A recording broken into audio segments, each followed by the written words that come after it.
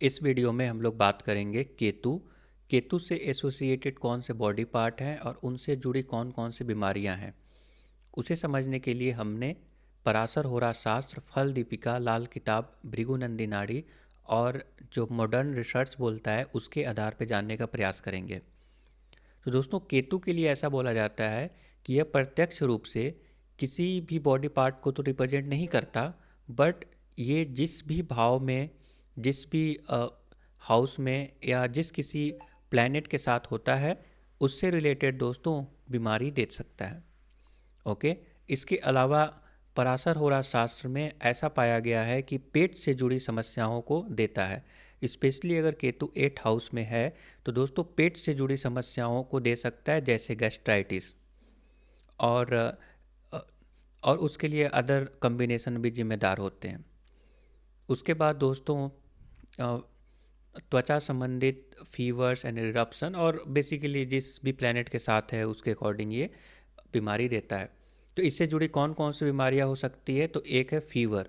क्यों दोस्तों? क्योंकि केतु भी अग्नि प्रधान है, तो अग्नि प्रधान होने की वजह से केतु जो है फीवर दे सकता है। और पेट में जो कीड़े होते हैं, ओके, पेट के कीड़े, इंटेस्टाइन में जो कीड़े हो जाते हैं, उस उसको भी ये दोस्तों केतु से रिप्रेजेंट करते हैं।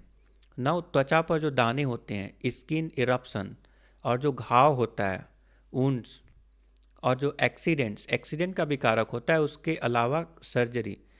ऐसा माना जाता है कि अगर दोस्तों मंगल और केतु साथ में 8 हाउस में अगर है तो ऐसे लोगों को ना वो बहुत दुर्घटना प्रोन होते हैं और सर्जरी होने की पॉसिबिलिटीज हो जाती है। इसके अलावा दोस्तों मेंटल इनस्टेबिलिटी का कारक होता है, डिटैचमेंट से रिलेटेड। कई बार क्या होता है कि अगर सपोज दैट केतु मून के साथ प्रेजेंट हो जाए, अगर केतु के साथ मून अगर केतु के साथ आ गया तो दोस्तों ग्रहण योग बना देता है, क्योंकि केतु मून जो है मन का कारक होता है। और उसके साथ अगर केतु प्रेजेंट हो जाए तो ऐसे लोगों को ना मानसिक परेशानी बहुत होती है। और अगर सपोज दैट शुक्र के साथ केतु आ जाए तो वो क्या करेगा दोस्तों कि पार्टनर से डिटैच करवाएगा। ओके। तो क्योंकि डिटैचमेंट से रिलेटेड प्लैनेट माना जाता है, तो केतु के लिए सूटेबल पोजीशन 12 हाउस होता है, क्योंकि 12 हाउस में ऐसा माना जाता है कि वो हर चीज़ से डिटैच कर सकता है। और इसीलिए केतु का वो सही पोजीशन है 12 हाउस, क्योंकि वो मोक्ष की प्राप्ति के लिए अच्छा होता है। बट अगर केतु और मून साथ में कंजंक्ट हो जाएं तो मानसिक अस्थिरता देखने को मिलती है। ठीक है। उसके अलावा दोस्तों फल दीपिका की बात करें तो फल दीपिका भी यही बताती है कि जो केतु है, चोट हो गया, सर्जरी हो गया और गुप्त बीमारियों से संबंधित रहता है। और जैसे इंजरी दे सकता है, एक्सीडेंट्स वगैरह हो सकती है, और सीक्रेट डिजीज, गुप्त रोग, बुखार, चेचक जैसे small pox historically associated with rupture fevers. तो दोस्तों ऐसा माना जाता है कि जो चेचक है, स्मॉल पॉक्स है, वो भी केतु से एसोसिएट किया जाता है। ओके।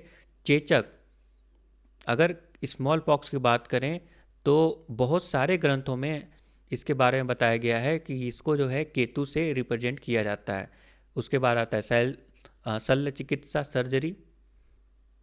अगेन अगर केतु मंगल साथ में हो तो ऐसे लोग सर्जन बन सकते हैं, बहुत अच्छे सर्जन बन सकते हैं अगर 6 हाउस में प्रेजेंट है तो। ओके। एंड उससे जुड़ी अगर बीमारी की बात करें तो सर्जरी भी हो जाता है। लाल किताब के अकॉर्डिंग केतु को पैर बोला गया है। जब केतु की दशा होती है तो ऐसे लोग ट्रैवल बहुत करते हैं और स्पेशली स्पिरिचुअल ट्रैवल करते हैं। क्यों? क्योंकि दोस्तों राहु मुख है तो केतु पैर वाला पार्ट है, इसीलिए लाल किताब में केतु को पैर से एसोसिएट किया जाता है। तो पैरों की समस्या, हर्निया, हिडन डिजीज और गुप्त रोग से रिलेटेड समस्याएं केतु दे सकता है। वहीं भृगुनंदी नाड़ी की बात करें तो अगेन जिस प्लैनेट के साथ बैठेगा उस प्लैनेट के अनुसार रोग दे सकता है। इसके अलावा दोस्तों अगर हम बात करें कौन कौन से केतु से संबंधित बीमारियां हो सकती है, तो एक है surgeries again, and accidents, cuts, जो कट का निशान है, जो चोटें लग सकती हैं, कट लग सकती हैं, ओ हो गया, क्योंकि केतु काटता है। उसके अलावा मेंटल डिटैचमेंट से रिलेटेड जो मेंटल इश्यूज होते हैं, अलगाव से संबंधित जो मानसिक समस्या होती है, वो सब केतु के अंतर्गत आता है। ओके, डिटैचमेंट का कारक हो जाता है, कई बार नहीं चाहने पर भी डिटैचमेंट दे देता है, जिससे मानसिक परेशानियां होती है। उसके बाद अस्पष्ट रोग, ऐसा अच्छा इसके साथ ना एक और समस्या होती है कि केतु ऐसा बीमारी देता है जिसका इलाज कर पाना मुश्किल है, जैसे कैंसर। कैंसर भी दे सकता है।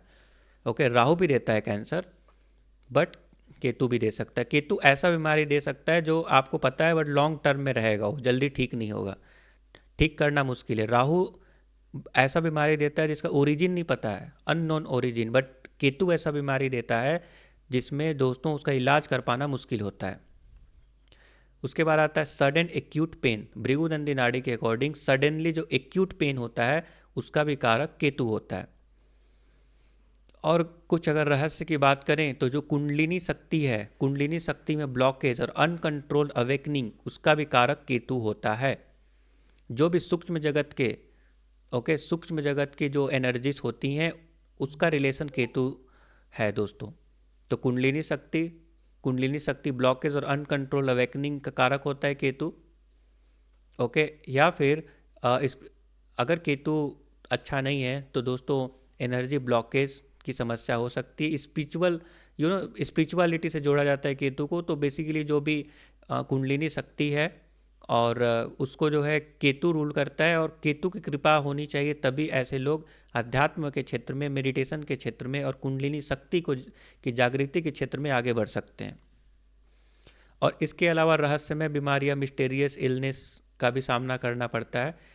दोस्तों आज का रिसर्च की बात करें तो आज का जो मॉडर्न रिसर्च है वो ये बताता है कि जितने भी इम्यून सिस्टम डिफिशियंसी वाले लोग हैं, ऐसे लोगों को केतु का स्टडी करना चाहिए। केतु के वजह से ये बीमारी हो सकती है। वायरस भी इसके अंदर शामिल है, जेनेटिक्स बीमारी भी इसके अंदर शामिल है।